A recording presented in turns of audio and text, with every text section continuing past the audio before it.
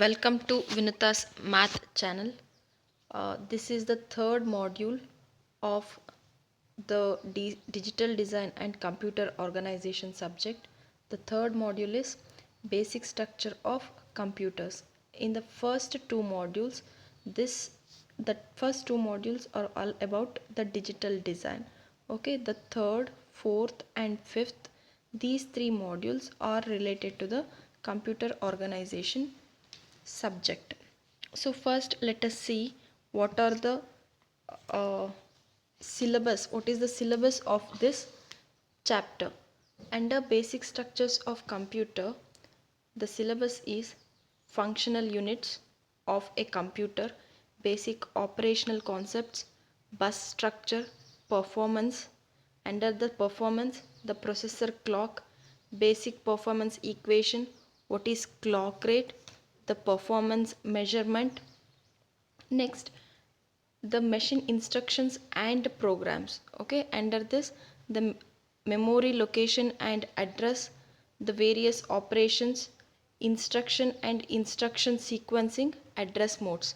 These are the important concepts we are going to cover in this chapter. So first concept, before going to the functional units, let us get to know what is a computer. We all know that a computer, it is nothing but it is a electronic machine, right? So a computer, it can be defined as it's a fast calculating machine. What we are doing, we are calculating something. It is a fast electronic machine. What it does, it accepts the data in a digitalized input form. Okay, we are giving the input. That input will be accepted by the computer in a digitalized form, meaning from in the form of zeros and ones. And next, what it does, it processes it as per the list of internally stored instructions. Some instructions or some programs will be stored in a memory. According to that, the information what we give, that will be processed, and what it does, and it produces the resulting information. Okay, so if I take an example, a plus b. Okay, a plus b. If my inputs are a and b, what I'll do, I'll give the inputs a and b in the form, and that will be converted into digitalized form. And as per the instructions, internally stored instruction for this command plus the operation on these two operands, this a and b are called as operands, will be done, and the result will be processed, and it produces the resulting information, and it produces the information which is equal to c. For example, 2 plus 3, if 2 and 3 are my inputs, 2 plus 3, if 2 and 3 are my inputs, it produces the outputs which is 5.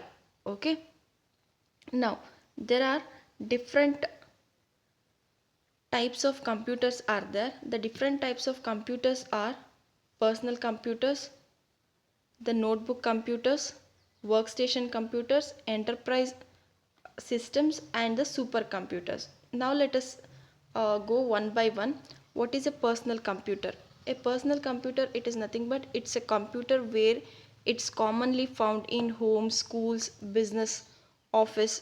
Okay, so this is a common type of computers where we have already been seen and we are using this. This is called as the desktop computers. Okay, it has a processing unit and as well as a storage unit, and it has the inputs and output devices. Next, notebook computers.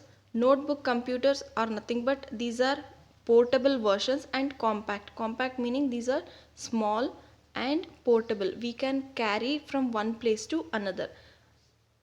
Example is laptop. Next, workstation. These workstation computers will be having an high resolution input and output, okay, graphic capability, where this computers will be used in video editing and for some gaming or engineering related works. This workstation computers will be used. Next type of computer is enterprise systems, and this sorry, and this enterprise system is being used for the business data processing, okay, in the corporate level, which requires more computational power. Whenever a more calculations is needed and more storage capacity is needed, this enterprise systems are used. Next, supercomputers.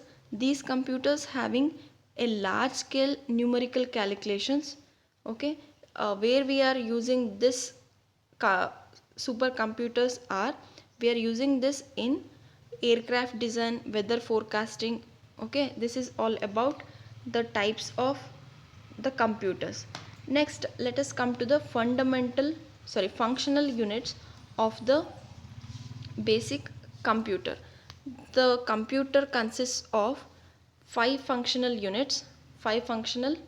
independent units. Those are the input, output, memory, arithmetic logic unit, and a control unit. Okay, we will see the block diagram of it now.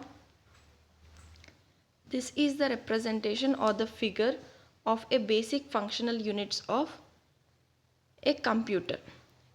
Input and output. Input and output, these together are called as IO devices. Okay, input and output. Next, arithmetic logic unit and a control.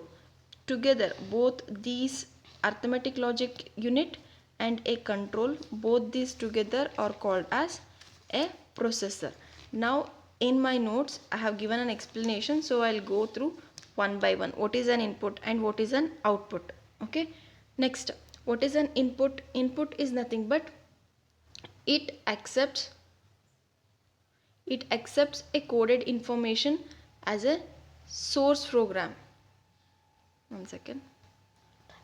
Input device, it is nothing but it accepts, these devices accepts the source program, that is a high level, and this information whatever I give, that will be stored directly in a memory or immediately used by a processor. Meaning, if I give any information, say for example input A, this A can be stored in a memory or it can be used directly by an processor, immediately by an processor. Okay, the program stored in the memory determines the processing steps. Basically, the computer converts the one source program to an object program. What does the computer do? Computer converts a source program into an object program, that is into a machine language. Finally, the results are sent to the outside world through a output device. So here what we told, it accepts the input, next it will does the uh, operations, okay, according to the program, and then finally it sends the output to the external world through the output devices. Okay, these are all controlled by a control unit. Here in a block diagram I have shown a control unit, right? So all these operations, that is the input, output and the ALU unit, all these operations are controlled by a control unit. The source program or a high level language program is fed to a computer through the input device. Mostly the input device is keyboard. So the informations what we give, that will be through almost through a keyboard. Whenever a key is pressed, a one corresponding word or a number is translated into its equivalent binary code over a cable and is fed either to a memory or to a processor. For example, if I press an key saying 3, if I press 3, then that corresponding number what I have pressed, that will be translated into an binary code. What is the binary equivalent of 3? It is 1 1. Okay, if the computer is of 8-bit, I'm saying it for an example. So this 3 is being converted into an 8-bit code, that is 6 zeros followed by 2 ones, 1 1, that is 3.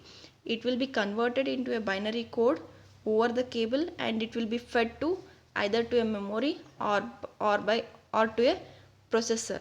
If it is for an immediate use, then it will be fed to the processor, or the need is of for the later stage, then it will be saved in a memory. What are the examples of inputs? The examples for inputs are joysticks, trackball, mouse, scanners. Okay, next, coming to the memory unit. What is a memory unit? A memory unit, the function of the function of the memory unit is to store the programs as well as the data. There are two types of memory, that is primary memory and a secondary memory. This primary memory, it is also called as main memory. Why it is called as main memory? The informations, it is being used more frequently compared to the secondary memory, and it is the fast memory. Okay, it is also called as RAM, random access memory. This primary memory operates at electronics speed. The speed of an electron is in terms of nanoseconds, and it is associated with processor. This primary RAM is always associated with a processor. The programs must be stored in a memory while they are being executed. For example, if I want to execute any program, those programs must be stored in a memory. Okay, in which memory I have to store? In a primary memory. The memory contains a large number of semiconductor cells. Basically, what is a memory? A memory, it is nothing but it contains a large number of semiconductor storage cells. Each cell is capable of storing one bit of information. Okay, so these informations are processed. If I want to process the information bit by bit, it will become very slow. So what it will be done, the informations are processed in a group of fixed number of sites. Those are called as word. For example, 32-bit processor, okay, 64-bit processor, meaning 32-bit processor is capable of processing a 32 bits of data at a time. That is, the 32-bit processor can handle or can read or can write 32 bit of information at a time. Okay, that is called as a word. The memory is organized so that the contents of one word, that is contents of one word, if I take an example of 32-bit, the one word length is containing 32 bits. This can be stored or retrieved in one basic operation. Okay,